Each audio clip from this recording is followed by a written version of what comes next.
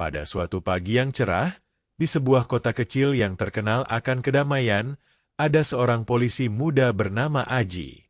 Aji adalah seorang polisi baru yang penuh semangat, tapi sering terbawa ego. Ia baru saja menyelesaikan masa pelatihannya dan ditempatkan di pos polisi kota tersebut. Hari-harinya dipenuhi dengan semangat mengabdi dan menjaga ketertiban masyarakat. Namun, ada satu kejadian yang akan mengubah hidupnya. Suatu hari, sebuah insiden tak terduga terjadi.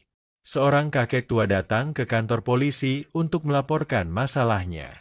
Kakek itu tampak lemah dan berjalan tertatih-tatih, mengenakan jas usang yang sudah terlihat lusuh. Wajahnya penuh kerutan, namun matanya masih tajam memancarkan kecerdasan yang mendalam.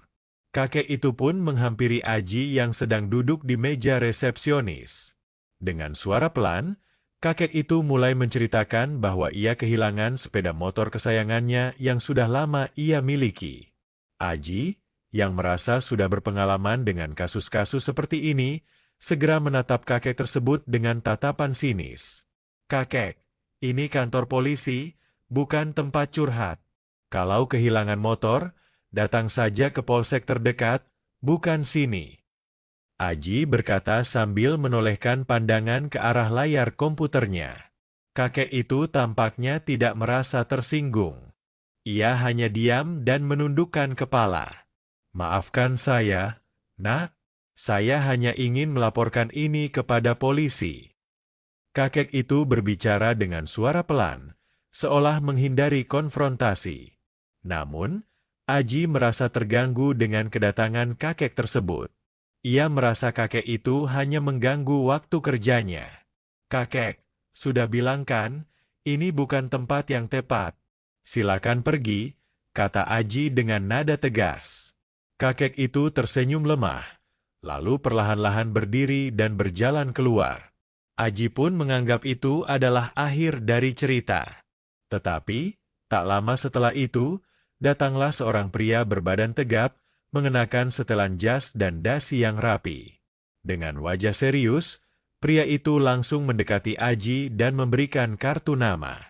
"Kenalkan, saya Letnan Jenderal Purnawirawan.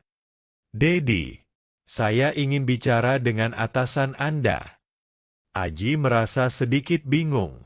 "Ada apa, Pak? Bisa saya bantu?" Letnan Jenderal Dedi menghela napas, lalu berkata, "Saya datang untuk memberikan pelajaran tentang sikap Anda terhadap tamu tadi. Kakek yang Anda usir itu adalah mantan atasan saya. Dia adalah jenderal besar yang pernah memimpin banyak operasi militer penting di negara ini. Dia adalah mantan jenderal yang sangat dihormati." Aji terkejut. Ia baru sadar bahwa kakek yang ia anggap hanya seorang pria tua biasa ternyata adalah seseorang dengan sejarah panjang yang sangat dihormati. Wajah Aji berubah pucat. Maaf, Pak. Saya tidak tahu itu." Letnan Jenderal Dedi menatap Aji dengan tajam. "Tahu atau tidak tahu, sikapmu tidak bisa dimaafkan begitu saja. Anda mengusir seorang pahlawan, seorang pejuang yang sudah memberikan banyak untuk negara ini. Saya tidak akan membiarkan ini berlalu begitu saja." Aji merasa dunia seakan runtuh di hadapannya. Ia berpikir ia akan dipecat, atau lebih buruk lagi, dipindahkan ke tempat yang jauh lebih buruk. "Apa yang harus saya lakukan, Pak?" tanya Aji dengan suara gemetar. "Lapor ke atasanmu. Segera.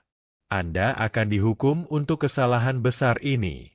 Saya akan pastikan kamu memahami pentingnya sikap dan rasa hormat terhadap orang lain, tidak peduli status atau usianya," kata Letnan Jenderal Dedi dengan nada tegas. "Pergi sekarang, laporkan itu." Aji segera berlari ke ruang atasannya, yang kebetulan adalah seorang Kapolres yang dikenal sangat tegas. Dia masuk dengan tergesa-gesa dan melaporkan kejadian itu dengan perasaan cemas. "Pak, saya telah mengusir seorang tamu.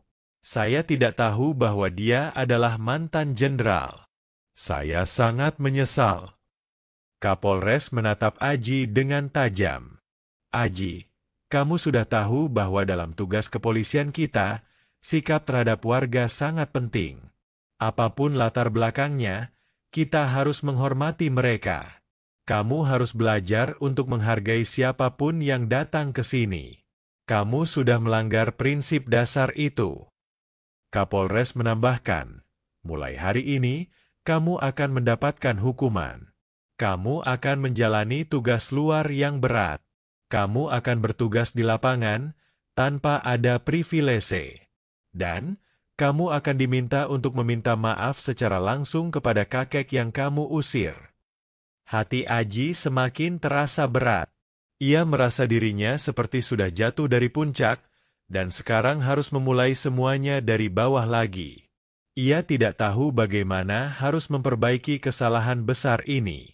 Setelah menerima hukuman, Aji merasa kehilangan semangat.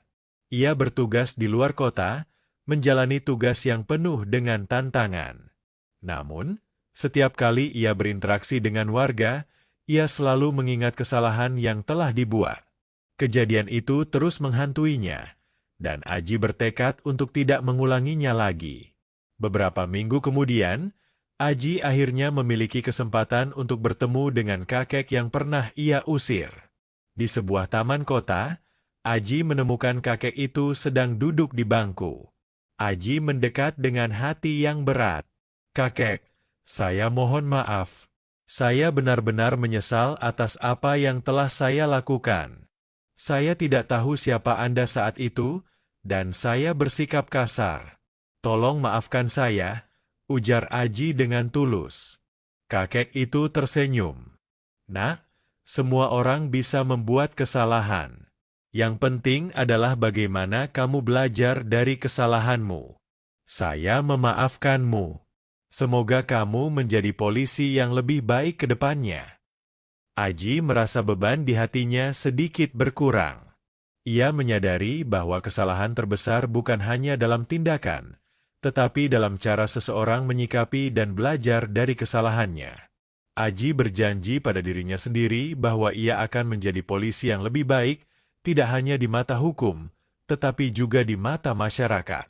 Kisah ini mengajarkan kita tentang pentingnya menghormati orang lain, tidak peduli siapa mereka atau dari latar belakang mana mereka berasal.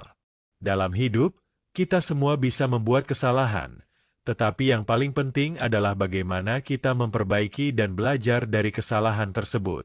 Kisah ini adalah cerita fiktif yang dibuat untuk memberikan inspirasi dan pembelajaran tentang pentingnya menghargai orang lain, tidak peduli siapa mereka atau latar belakangnya. Semua karakter, kejadian, dan situasi dalam cerita ini adalah hasil imajinasi penulis, dan setiap kesamaan dengan kejadian nyata hanyalah kebetulan belaka. Jika Anda merasa terinspirasi oleh kisah ini, jangan lupa untuk menekan tombol subscribe dan aktifkan lonceng notifikasi, agar Anda tidak ketinggalan cerita-cerita menarik lainnya.